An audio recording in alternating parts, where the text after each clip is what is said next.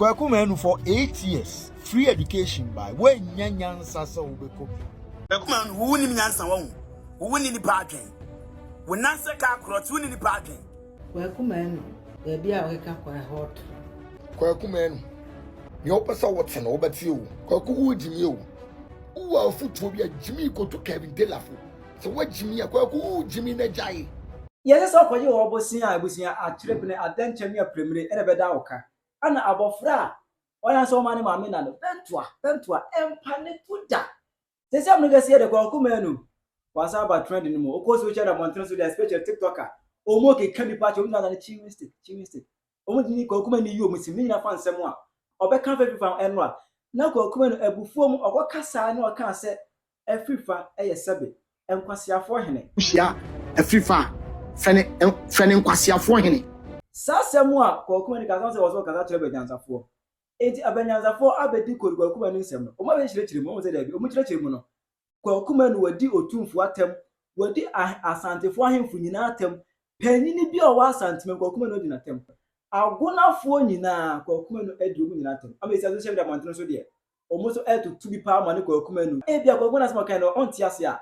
In this video, betime bo ase achege Kwaku Manu ase no mu. Na be hunu se Kwaku Manu akase ti Asantehene. Anase won kase ti na be mo ahwe amanfo attack a omo so ede ba Kwaku Manu so. Aha Penyah block media. Let's watch the video. Over like video, no other room. Over subscribe button, click the notification icon for latest updates. Now better watch your mama ever comments, as well as no watch video more process any be ashe. And there's an ongoing beef between Kwaku Manu and Afrifa. But then you know say Kwaku Manu started say Mahama and Shem be a bit theater media and penifati media by the youth any other day. Emma because of that Afrifa be clashing no. Maybe I can't them as Kwaku a hypocrite. I didn't try another person one can na Mahama buy it team that work. Yes say or by can I don't Kwaku Manu be fire back.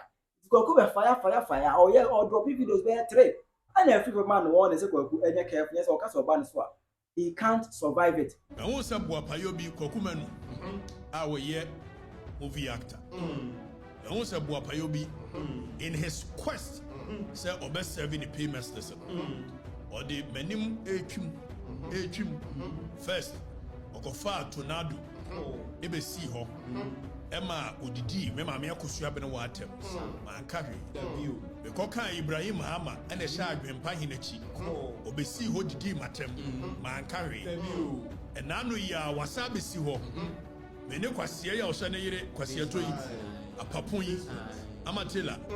He said, you're no Kwaku Manu in Chilamoon said. Many Amatilla, El Kuo Baho. He has nothing to do with a politics. My main country Kwaku Manu. O party obeti. Wago. Sana me ma and sansa deli ne wine one ya umanji. Wago. Atosoko. Atosono. Atosusa. I'll give you the benefit of the doubt. Say why green esa. I said you want until I call left. San wide green on sotia. When I left, and I believe says San wide green. If the nipa be a walk as house make a such a benyansa fool, that means well himself can Kwasea sem. It will be so said benyansa fool to you. If there's a walk canyansa, oh yeah, so because I make a such a benyansa fool. Ogmanu, oh for FIFA. Now the Befia. Me no be you know.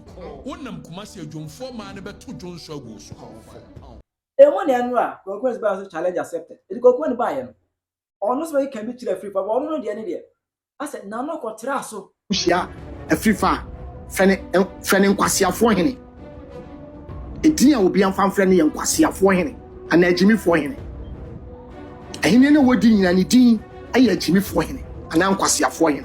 Said you will me no near the Democratic from an echo. Say and Kwasea for him. And a Jimmy for him. Katachi. Udia Mediama Lanchamo 2025 and Kwasea for him and I said Jimmy for him. What I say? Kwaku Manu in Afrifa na enya. Ana mo go beef, mo go into banter. But Kwaku Manu in Kwasea was say Afrifa eyam Kwasea for him. Owu ade a Afrifa edi. Na on dey ogiri say Afrifa. Oyam Kwasea for him. Kwaku Manu asma kan say na emutie. Si ye ka say Asantehene a meaning say ye wo enkofo bi a omabu omu ho ano ewo biaye bi. Aye from Asantefo. E na omayi panyini baako edi omani kai. Ono ne Asantehene.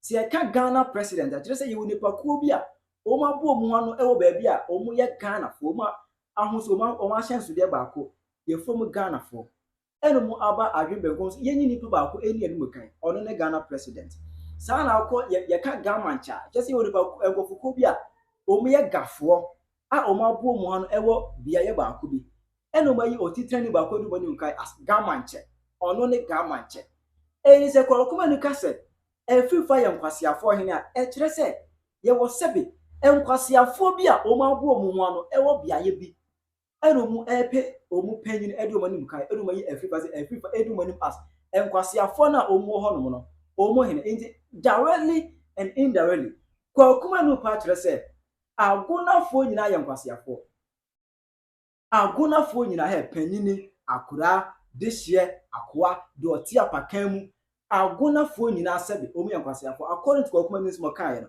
wo kasa kira badwemba so yeti ase etimi kire man yi Kwaku Manu akasa eti agonafo nyina na enya agonafo nko a Kwaku Manu akasa eti Asantehene because ensem na Kwaku Manu kan ye it means say Kwasea bia na beji atum se Afrifa yo hene because ozi Afrifa eye nkwasiafo hene it is all case Afrifa yo hene bia e kire se wudi bakro no sebe o ya Kwasea ana yenim se Asantehene na won kwase mbo di anama bo mu ase ekitum pefe Asantehene so mutwe ese Afrifa o yo hene so ye nkoso hene o so ye ho anwa hene o we mlante hene o yo hene ahemfu chini ye ebidi da bia chi ye nya podin se wo yo hene a oyo hene oti adwam yeso chinesini so kodwa baase a ya address as ohene eti se Kwaku Manu ka se sebe Afrifa en kwase afo hene ene na nokura ti Asantehene na no atia panyini bi o wa Asantehene mu anu a ohu Afrifa as ohene eba san so a omu ko hia o mampon hene eye na sibia no Kwaku Manu adi omu nyina tem because mampon hene eye na se Afrifa eba ofini fie ba na dom di na chi to ne ho nwom as ohene eye na se nyina ye ne hu bi he was addressed as a chief he addressed Afrifa as ohene enti se Kwaku Manu ka se Afrifa ye nkwasiafo hene a eche se masa asem na no de ne waka edi asantefo nyina atem wadi asantefo nyina atem Kwaku bra panyini ebe ya se we pa cho kwaso kan egudo pa me de so de abufom le kan ye bat ense ma kan na no hye ense mo no ano hye pa wadi atem pa yi ema so kan mu in fact social media montra so de omu abetutu bi pa e da man Kwaku Manu Kwaku Manu wu ni nyansa wo wu ni nipa adwen wo nanse ka krot wu ni nipa adwen hwe nipa kan bi a wote wo eno Okatakyie Afrifa na Kwasea na wan kan so ye star kuma wu star so ye star a obe brag kuma wu star hwe ni timi bi adenya enne ye mfro Okatakyie nkwasiafo hene na Kwasea wo papa a wo wo nya Kwasea obi ye Kwasea obi a yesi ne hene a Otumfuo endorse sa nipa no ye mfre ne nkwasiafo wuni Otumfuo atem won say enti obi aka se woni nyansa no because obi o ye Kwasea no wo ka asem a wo be se wasan for pla asem e dia ma ne ho wo ye Kwasea wo ye timlele wo ye jimi e na wo papa jimi no ebi no de awo sa Kwasea to wo ya ne nanya chetia wo sori a ye tie ma ho ye hine se message wanim se wo dwan ne political party be me drama media no se wo ye the neutral wo ye utris no apampa so wo ye wo nanya achetia wate hwe be ma ho asabe wo ka che obi so ye nkwasiafo na wo se obi ye nkwasiafo hina wo mprekofo nyina hene no wa dwan da utrim te se preko adwen ana office wo no wote wono obi respect wa ama hwe ni timi broni akokora na age oge Kwasea wo be drama media no so ye dede broken out na ye ho adwuma wo timi Kwaku Manu Bob Siga bia weka kwa hot Okatakyie Afrifa na ade wasem kono so Kwaku bebu anu masna sai wan hwe ya usipita baba bontena wo de ade to YouTube ko bi ahwe ade na eba asa hantane ahomaso bi ne na mokwan ba this time Kwaku Okatakyie Afrifa hwe de ode aye ode ye man mpanyifo hwe secretary bo abontrisi sini nyina Afrifa Okatakyie Afrifa Kwame tela sama tela idi nyina Afrifa Okatakyie Afrifa nke nim se fake doctor bi kwa America nipa kro de information man na accurate na akwana no ate brand na no so wo no nim kasa wo ya twro de kragu amno me yentime spell emfa wasem nko Okatakyie Afrifa so no bebu anu ase Okatakyie Afrifa beti abu anu ase ama ba ka crowd de batu YouTube kro bi ahwe hwe krache to be bitina wate no we for ba ko be bitina ne bobra na sa to pana de du Okatakyie Afrifa ɛno amete wo wani mu aseɛ mesi bɛka kras one year pete ho wo ba bia kora obi ampagya ne nsa hwɛ masagyae nipa wo secret you secret ni nyina de go ma na wo betie na de toto pakɔ na makamanta fro ani ase na yɛ ho so onte hwee na bɛ ka kyerɛ yɛ sɛ wo kasa kyerɛ badwom ba wo kasa kyerɛ banyasafo ase de na toto pakɔ bia wo de kɔ oni go be gu aseɛ bɛbɛ tira kwa bɛbɛ tira na yɛ ka ne sɛ emfu ikure ohurita sɛ pɔnkye po ohurita emfu po ohurita na wo apɔnkye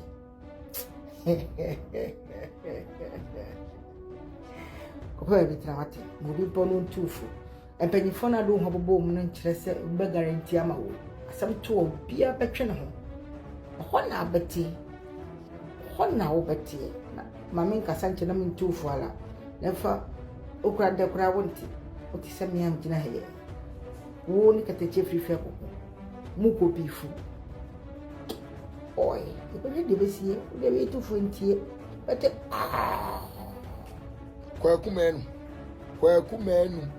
Kwaku Manu ni ana madafo fo asabo plus sign na so full account ma me hide dia temo ba na wa kire ware Kwaku Manu ni opesa wote na obati o Kwaku ujimi o Kwaku ye mu bi no ni respect o but right now what me hu say sabi unim yansa enti respect aye wo ma no ya je ye respect cause you unim yansa Kwaku Manu no nti kromu a otwen na nti kromu na kabintele akwa kankan we etna ni studio ni yere kitchen ho edi PZ boys atema PZ boys asabi omo blo mu gina wie mu ye adwuma den sabi ebi mo hwo maame ebi hwo mo ire mo ebi hwo mo ma ebi ku adina PZ to e ko invest e ye adwuma den a omo no ma shi obi laito sorting Kwasea asem ye jimi sem akabidele abo we ka kire Kwaku Manu na wa he sao nyansa asema me kasa kire badwen ba no jimi wo tibe ka bi kire kabidele Kwaku jimi o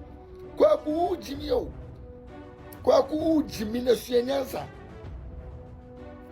tema Kevin Kwasea Penyah amatelewe edi Asantehene atem edi ye maame matem edi dwomfo matem jimi fo na wo he Kwaku jimi o Kwaku ye mu bi no Okatakyie Afrifa o send me wo ho ye wa adwuma efe ye no NDC fo no Kwaku Manu Kwasea wo ye do ye dey aso person wo di attention Kwaku jimi we are not here for you but person wo ya ne dey asemba wo so Kwaku ye minister wo ye CEO ma o ye ma point wo ni appointment o ma mo mu na Kwaku wo je dey wa jimi ana obi no wo problem na o Okatakyie wo problem na wa jimi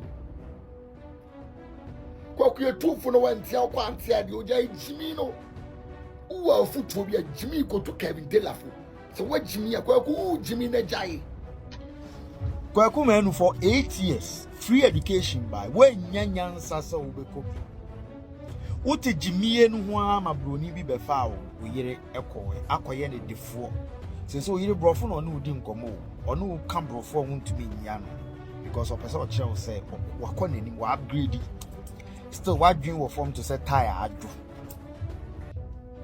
this abubu ya tire adu si nyansa na nyini onam ye de ukasa bebre o ye empty barrel ongudu baby a hwe wafo abrabo mo body no ma wo ye konkonsa na onam echuku na the wedding ko ha na the wedding ko gisika na wo say we na sa won say na wabrabo aye basa won say na wabrabo aye ti say textbook aye pam once my brother I say lecture note atwem once my brother I say nkatenkwan asay wonim ne ana enyinya abrabo ne beating onya abutire nsua de kasa nu ni kasa genjan ena wo na wo ba betufu ena wo na wo betu otumfuofo ne de obaye wo eyama ka kire Ghana for baby a wanchi because wo ye kokwo wa Asante why that's Hey, Kwaku Manu. What now was saying, huh? Who now was saying? What why now new? What why now new? MC Jamna media no Jamna since as an pay. Yeah, you no man, and I see a cancer show and I am pay on. Massa make us send back with your baby. How do I go no corner? You were new at it. agro no ba bia wo de ko no hwe ba bia wo betimi akon ntokwa hwe wa beti ni wa beti na hwe ba bia wo betimi akon ntokwa Okatakyie a wo de wasam ko no so no be ma hey wono wo ye dom o ye ka chemo ana muntie no wo ye dom ate wo ye dom ye ka chemo ana muntie no mu de mu jimi no wo de wo Kwaku Manu de tese wo nan sa medie wo nan sa medie wo de wo nan ne tie no sa na medie tie wo left na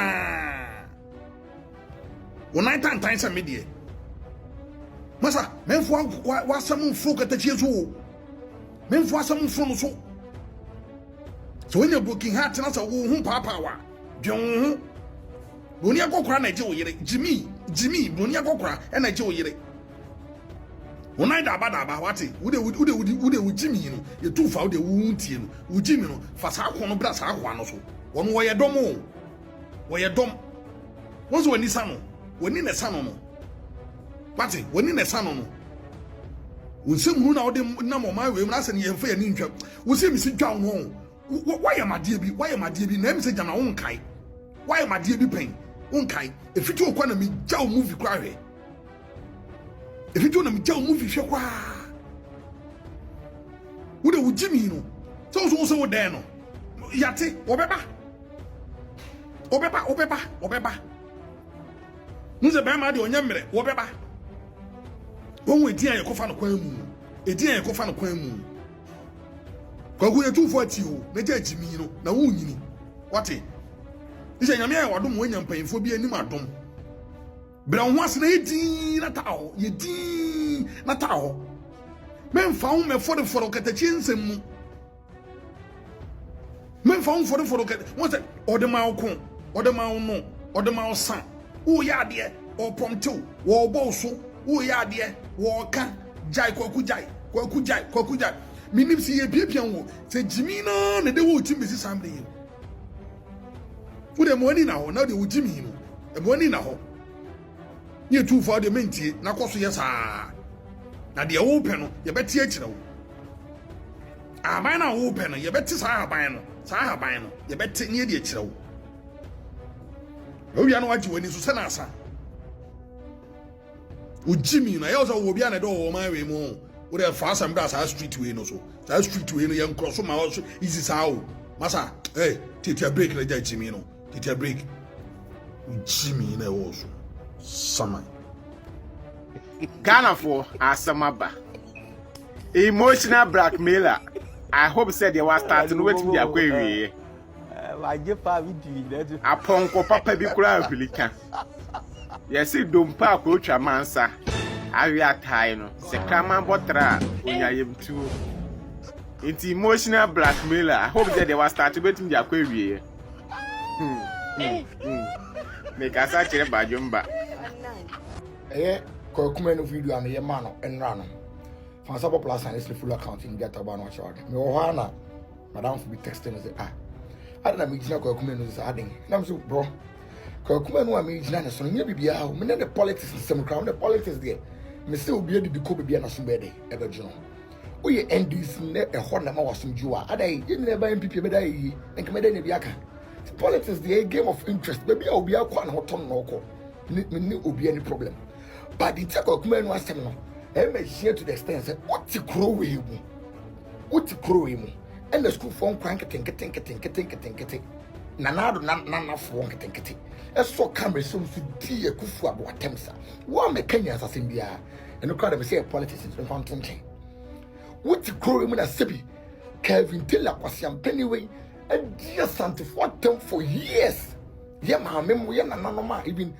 About na bugo crow fear say crow until so kan kwatoba but because of politics Kevin Taylor from what dia Santa for them dia me na Kwaku Manu so aso dia Santa what kromu a what man twi camera so ankas masa Kevin Taylor ade na wo ye na ne what man Kenya sa Sylvia and Serene da so that yenya obi o numbers you know go pour for secretary for say Okatakyie Afrifa ama sebi or the Kevin Taylor air 20 level maya. Open so ya na say. Odi unko sima so open so ya na so ase dem. Obesi nimbila Okatakyie Kevin Taylor. No ba wo so ableso wo bia no ni asem. So that say ableso bia no ni asem. Let's o di na Kevin Taylor dey Asantehene boys no. present for soli atramo no monom ahyew for no mudie ye maame mo kan seni na ye wo de ana at the moment I'm with a sebi pass and fast and the NS was also Baba, Nasa, Kevin Taylor will be my mates on the platform national television to dinner term. Now we'll stop watching and Yakupon Chiaoka. So because that's our mamma, your mamma, Yamin Chiaoka. Yamia tongue Ramla also. Bible now, oh, I was off of banning you soon as I Bible, no. From Genesis to Revelation, a Muslim with the bows who come in 1 year. 1 year. 1 year. When I chiachi, I don't know, Bronia Joe, Yellen, 1 year. We are paid for. And I don't want to say what I have power and you know, what I have power and you Mahama message, yeah, so come and ask a penny 47 and so, yeah, no, sign a we are by said you and swear and sign a we are by some Mahama swing who could drop a chichi, yeah, so Mahama's now a dear man and crow for the cameless ones who dinner and Kufado, and about me, any MP before Asantehene can fight no one cash, no on a pencil, one also be a video. I can say up on our by natural betchina, and so I'm gonna hire a channel. 1 year, and I don't know bet you Mahama Yansa. Look at the Jeffy fast or top as I would we yan to qualify through side. Then to qualify every Kevin Taylor side. Because one go redeal with Okatakyie Afrifa Kevin Taylor. And two as I would gin to Quano. Oh, what Eddie causing to Quani a personal attack. And no more about me once in yes, sir. You and I know Santa Quania Nuntia. And your yama memo. Yamianum, yes, sisters, more, my bobber. I repeat that one on with the war university. A war broaching what badges store. And will be seen on wash man. Not to me, the mammy fought with national television to do a matter of be a canano to will be a Penyah color, you know. I saw for or be a canon to be a casa, the Cavitella Kwasea penny and yet. So what did you mammy for not until more Jones or Jones or mammy no woman called Rombe good binim. Kevin Taylor Castle, so mammy, a mammy for no Motonia, a pizzet one called Rombe good binim. Only charity, you know, once me a country. Oh, Baba, oh, mammy, oh, Yama. That's your dear Martin, that's a young Kwaku Manu would de. Now, Okatakyie Afrifa fire, Kevin Taylor Kwasea Penyah, now person would jump to Kwanekwa. Now, Kupo to me, Tiane, Nana Mutumia, or Ghana, and Asantehene to be Dinkugo. Kwaku Manu, who be Dinkugo. Radio Mammy, comment section. Hi, Penyah Media.